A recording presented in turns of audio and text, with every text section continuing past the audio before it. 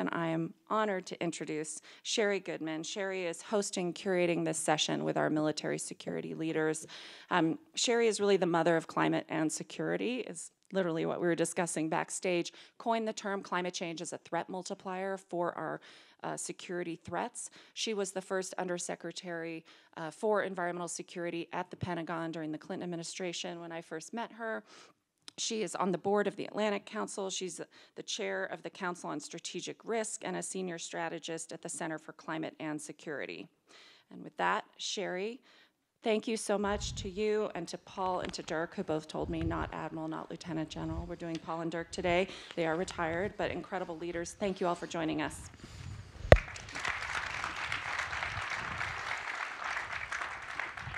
Oh, come on, you could make it a little louder, you know?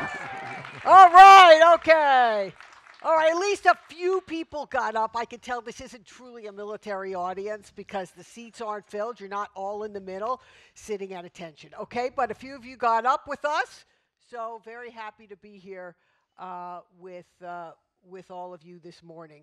We're really looking forward to this discussion to talk about military leadership on climate change and climate security, and bring this discussion into the framework of this conference. So, you know, a little bit about you. Any of you who, like me, grew up in the Cold War, you know, the greatest threats then were the threat of, you know, a bolt out of the blue nuclear attack by the Soviet Union. And that was considered a low probability but very high consequence threat.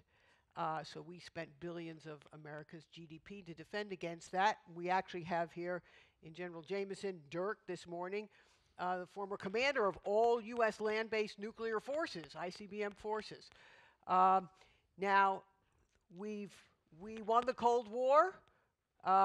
We still have nukes, but you know, now we've moved from the Cold War to the climate era. Inarguably, what we have is a high probability, high consequence risk in climate change. And that's how we frame this risk. We characterized it as a threat multiplier. About 12 years ago now, in 2007, after I had served in the Department of Defense, I formed a military advisory board at a think tank called the Center for Naval Analysis with generals and admirals from across all our military departments, Army, Navy, Air Force, Marine Corps, Coast Guard. And we did a deep dive for about a year on understanding climate change, climate science. We learned from leading climate scientists at a time when military leaders in the Department of Defense were not really thinking about climate change as a national security issue. And after a year of study and research and analysis and meeting with many leaders and traveling to the UK, meeting with leaders there and their scientists and military leaders, we issued a report called National Security and the Threat of Climate Change, where we characterize climate change as a threat multiplier for instability in fragile regions of the world, and now we see it happening here at home as well. And since that time, this has begun at least a decade and a half now of work within the U.S. Department of Defense, our military services, our intelligence community, our foreign policy community, on understanding the global security implications of climate change. And I just want to read what I think is an important quote to you from a recent, couple of years ago, Pentagon report that says, among the future trends that will impact our national security is climate change. Rising global temperatures, changing precipitation patterns, climbing sea levels, and more extreme weather events will intensify the challenges of global instability, hunger, poverty, and conflict. They will likely lead to food and water shortages, pandemic disease, disputes over refugees and resources, and destruction by natural disasters in regions across the globe. That's your United States Department of Defense speaking in those words there. So the military, our military has plans to address this, probably not sufficiently funded at this point, but there are strategies and plans, and that's what we're going to get into and talk a little bit about this morning. I'm very privileged to have here with me Paul, or Admiral Z as he was known, the 25th Commandant of the Coast Guard, most recent Commandant, and in which he served till 2018. He has served from the Arctic to the Gulf and around the globe. In his 41 years of active duty and 8 commands, included 3 Coast Guard cutters, and emerged as the gold standard for promoting maritime safety and security. And most importantly, he now lives in Hawaii. So he made the hardship trip to come here, but he did get in a big bike ride yesterday, he told me. So we've got a real active athlete here. And also with us today is Dirk, or Lieutenant General Arlen Jameson. As I mentioned, he used to command all of our land-based nuclear ICBM forces. His last assignment was as Deputy Commander-in-Chief of U.S. Strategic Command. He comes to us here from Austin, Texas, and he's had an extensive career across all of our air forces and deployed around the world. And it's really a pleasure to have both of them here. Now, I'd like to start with you, Paul, and can you share with us from your experience in the Coast Guard how climate change affected your service? When I would sit with the members of the Joint Chiefs, if you were to condense what the Coast Guard's missions are, we protect the nation from threats on the sea, but then we protect the sea itself. And there's not another service out there that has that as their mission statement. And so we talk about, what does it mean to protect the sea? Obviously, it means oil pollution, it means plastic, it means the northern migration of fisheries as we see in a warming ocean. What are the implications of ocean acidification? And even more importantly, what are the implications of a rising sea level? So in my 4 years as the Commandant of the Coast Guard, I literally toured the world. Pacific Island nations at extreme high tides in the Marshall Islands and Kiribati. Kwajalein, where Dirk well knows, we have strategic assets there that may very soon be underwater. And so we need to start planning for what are the implications of a rising sea level. I would read about this. There was a book that came out in 2007 by Mark Linus. It's called 6 Degrees. The 6 degrees are a 6 degree Celsius rise in temperature. The recent studies that just came out, we now have a 415 part per million CO2 concentration in our atmosphere. It's going to take a century to metabolize that CO2, but if you look from mid-60s to present day, it looks like a vertical launch in terms of greenhouse gas concentrations. In my estimation, we will blow through the 2 degrees Celsius aspiration under the Paris Accords. But when you get to 6 degrees Celsius, in Mark Linus's book, we are now a world in chaos with mass migration, with people fleeing their countries, stressing infrastructure elsewhere, and it's a world that we quite honestly have not planned for. Military planners, and no one plans better than the military, which is why I'm honored to be on the advisory board with the Senate for Climate and Security. We're paying attention to this, but this is really going to take whole of government.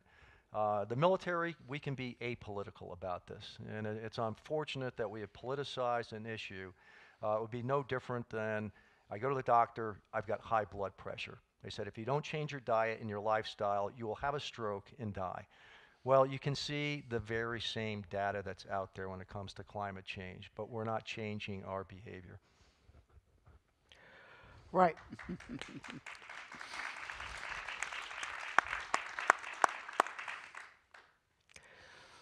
Well, Dirk, in your time in service preceded a little bit some of the current severe extreme weather impacts we see.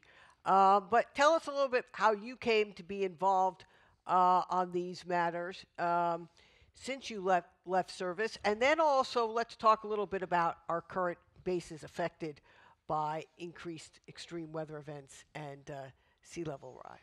Well, it's absolutely true, and you can see that I am a little bit earlier in the process than the Admiral, and I certainly want to say that I admire what the Coast Guard does, and I would count myself as a strong supporter of the things that go on the seas.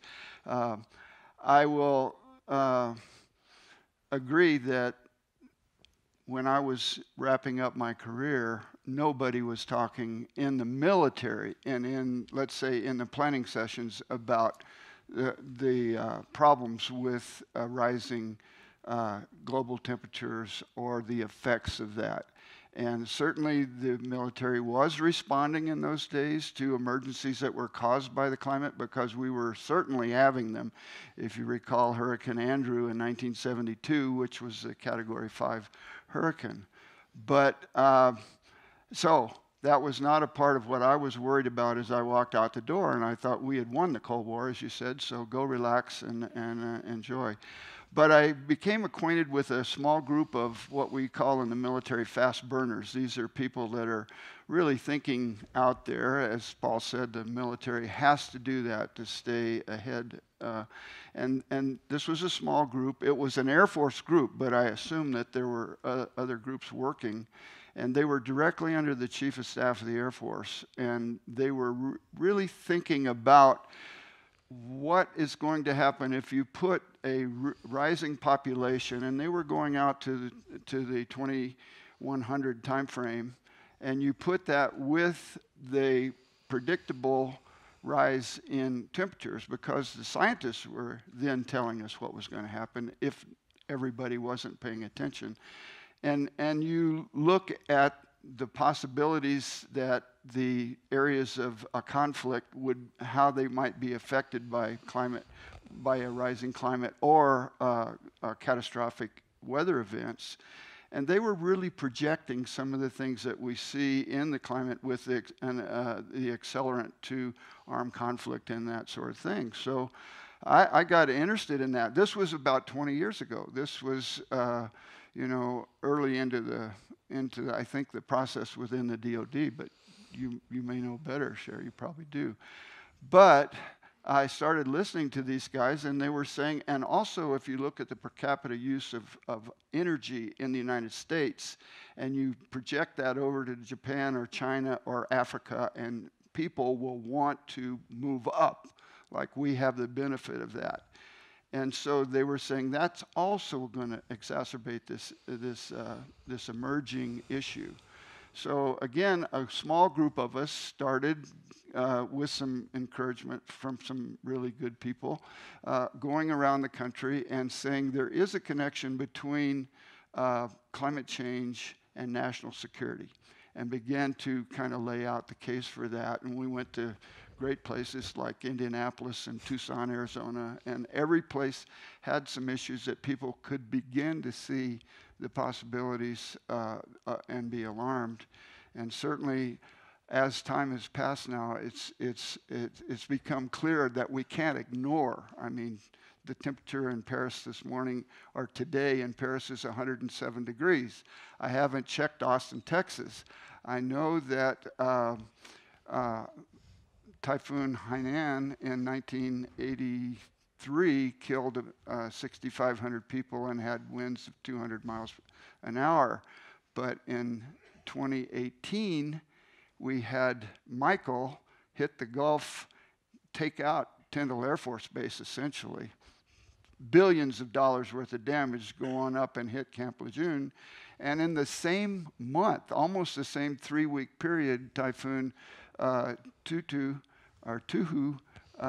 hit Saipan, Guam, Marianas Islands, same force winds, not quite the damage, kind of a glancing blow on our strategic base in Guam. And so we can't ignore this, and you're not. I know we're talking to people that really are aware. So I would only say that what people frequently say, what can we do about it? And I think, as described, the military is paying close attention. They know what they're up against in terms of responding, protecting their assets, and being able to do their mission, and in a world that's much more complicated. I would say that you can talk to your elected officials, and you should talk to them in very straightforward terms. And I'm not going to tell you what to say, but being in this crowd, I have a hunch, I got a suspicion what you're going to say. And the last thing I would say is, over the course of the 20 years that I just mentioned, military people have become very involved. Every base, I would assume every ship, has an awareness of the kinds of things we're talking about, the catastrophic weather events, the investments on the bases to deal with climate change and those kinds of things. They're aware. So veterans have been trained, and they go to places where armed conflict is happening. I would only say that don't forget that as you look to people that, as they transition, are really up to speed. And I'll leave it at that, Sherri. Well, thank you, Dirk. And as you observed, just in the last year, 3 major military bases in the United States suffered devastating damage from hurricanes or floods. Tyndall Air Force Base in Florida, Camp Lejeune in North Carolina, and Offutt Air Force Base in Nebraska, with a estimated cost of repairing just those 3 bases at over $8 billion. Yesterday, 2 of our colleagues, retired Admiral Ann Phillips and retired Admiral David Titley, former naval oceanographer, testified before the House Budget Committee on the costs of resetting our military bases and our military communities to prepare for resilience.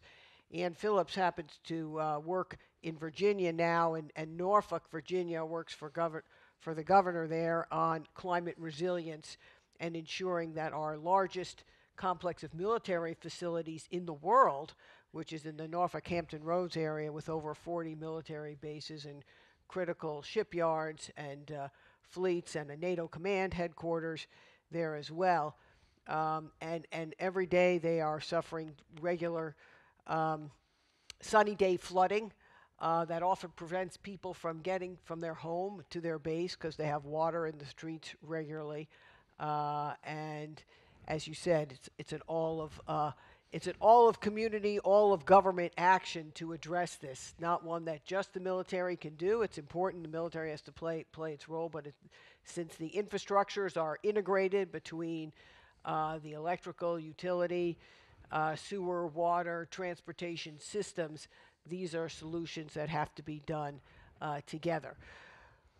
Paul, let's talk a little bit about the Arctic. Last year, about a year ago, you and I were together in Alaska at the Arctic Maritime Symposium organized by the U.S. Alaska Command and Northern Command, and we were looking at Arctic strategy and plans to, as our last Secretary of Defense, Jim Mattis, said, up our game in the Arctic.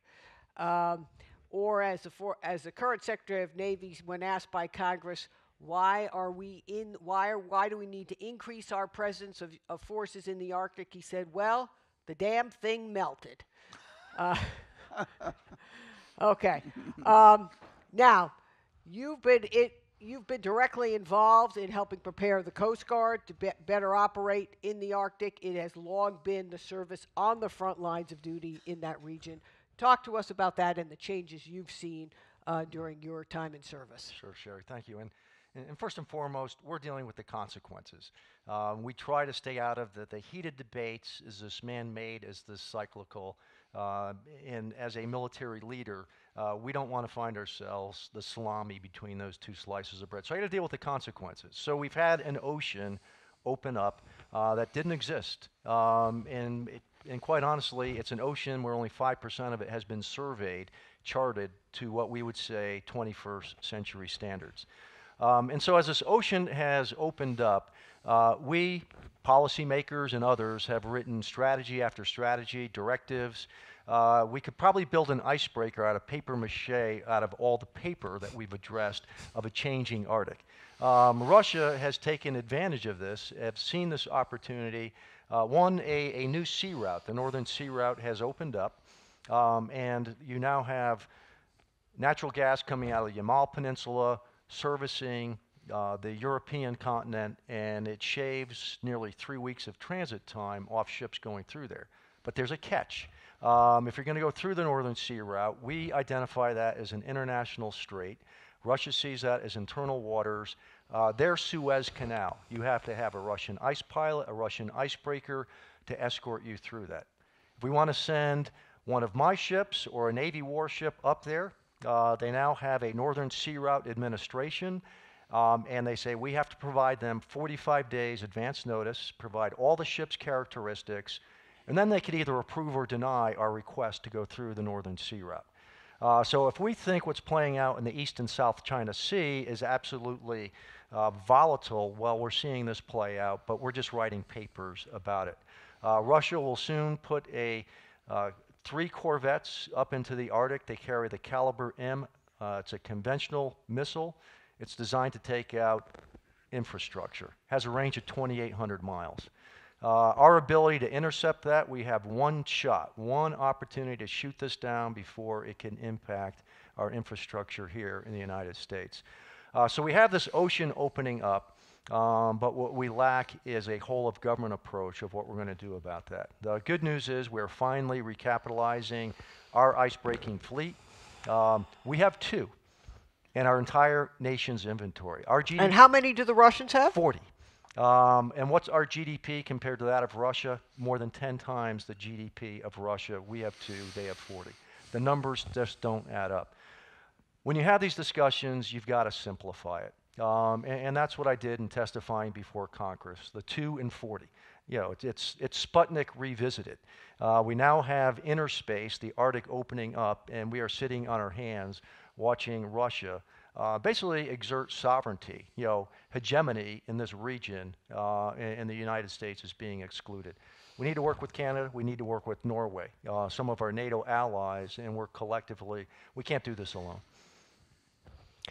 And talk about China in the Arctic today, if you will, how climate change in some ways is emboldening our adversaries to enter into new regions that could be future sources of geopolitical competition. No, certainly, Sherri. Well, the Silk Road goes through the Arctic.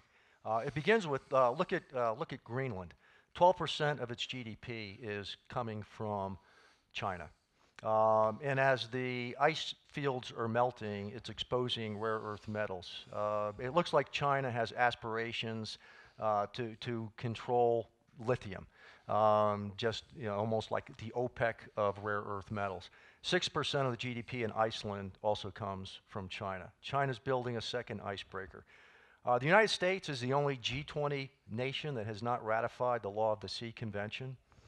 We have surveyed an area beyond our continental economic exclusive zone that goes out to 200 miles. You can go out to 350 miles.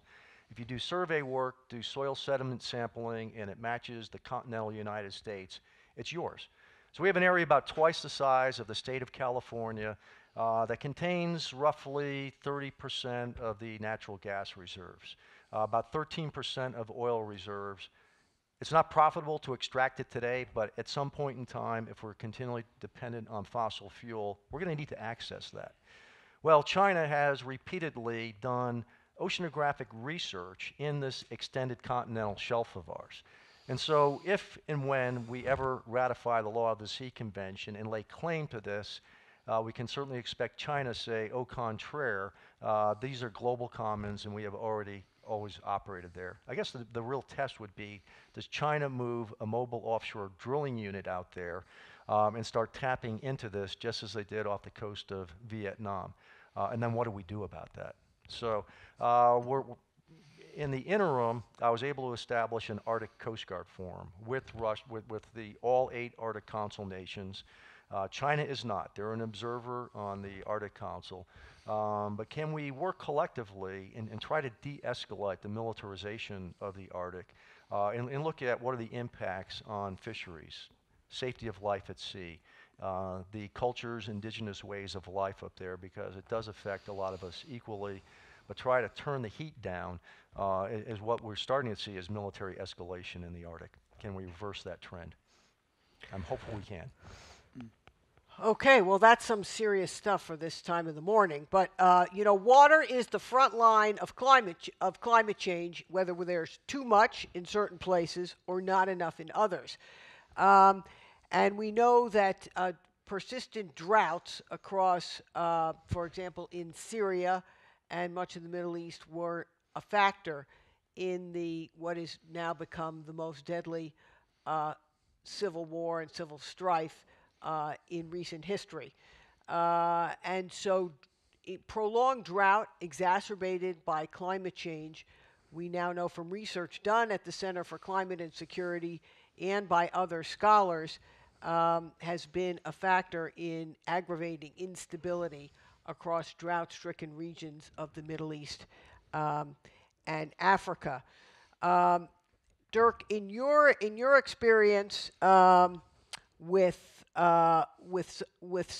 planning for some of these conflicts, how's water insecurity factored into our planning for managing humanitarian affairs and natural disasters? For one thing, you have to have the water, and to transport the water to be where it's necessary to be for the troops, it causes a vulnerability that leads to casualties, and it's been an experience that's been very very tragic in our history of conflict in the Mideast. So that's one thing. I think that the projections in terms of water and having it are, again, they're alarming. We see it every day. We have a lot of water in the central United States right now that we're trying to handle, but I would consider that a different matter, and so I think I leave it at there. Let me, if I could just... Please. So, right now... And then we're going to questions. Okay. Get your questions ready. Sub-Saharan Africa, over 750 million people do not have access to clean water today. So where are they going to go? They're going to go north. They're going to go north into ungoverned states. They're going to lose hope. And you start looking at disenfranchised populations, then where do they turn to? Many of them turn to violent extremism. And if you really look back and play the tape back on Syria, 5 years of drought, agricultural failure, and then a government that could not attend to the needs of its constituents. You've got the very same dynamic playing out. 750 million people on the move. At a point in time where Europe is very migrant worried, we are migrant intolerant. So this is going to be another stressor, but water is going to be the catalyst. And there's not a whole lot we can do about that. We cannot ship bottles of water for 750 million people to sustain that population. They will move. The only question is how soon, and then what are the long-term consequences? Right. We are living in the era of the greatest global migration since World War II, with waves of refugees. Some of them now, we are in the sort of first generation of climate refugees in many ways. We see that not only in our own country, where villages from Alaska to Louisiana are having to relocate to higher ground because of coastal erosion and sea level rise, but in the Pacific, this is a growing challenge with island states, Pacific Island states, potentially losing their sovereignty even within our lifetime because of rising sea levels or loss of fresh water sources, with Chinese ambitions in the region as well. Okay, I see a hand right there. Okay, Holly. Holly, and introduce yourself, if you will, please. Oh, thank you. Holly Kaufman, and I had the great pleasure and honor of working for Sherri on climate change at DoD during the Clinton administration. So I have a question for all of you.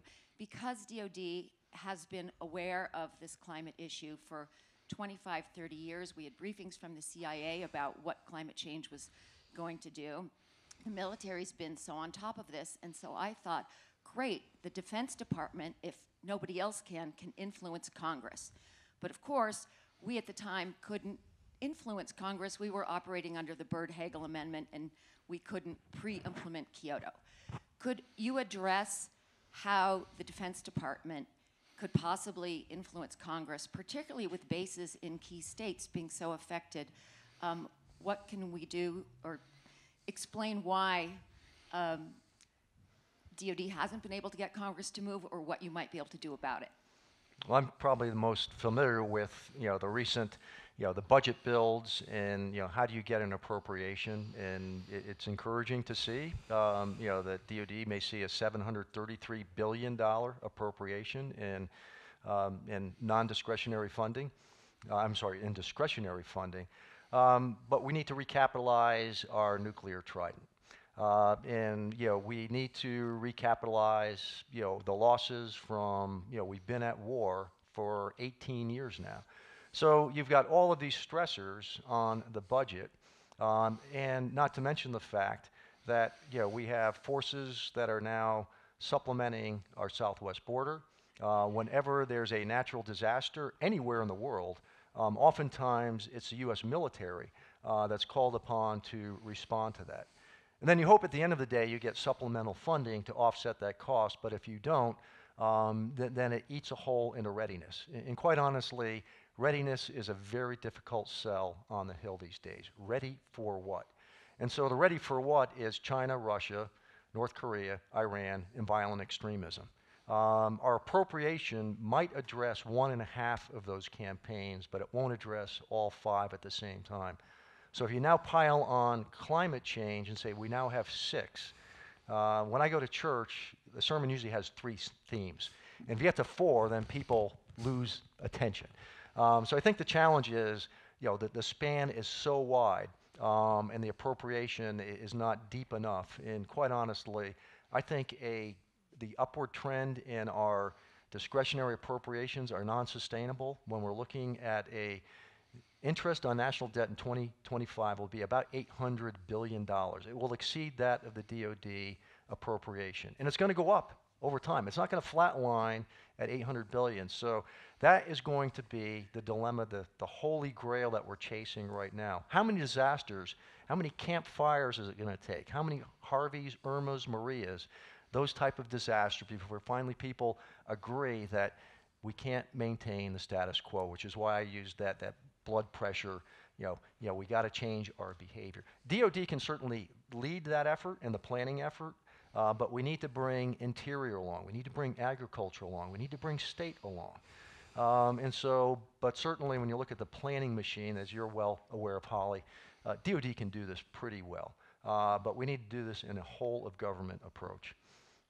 Holly, I think you partly were talking about how do we overcome the political divide in the United States on climate change, and is military awareness and recognition sort of the solution to that challenge.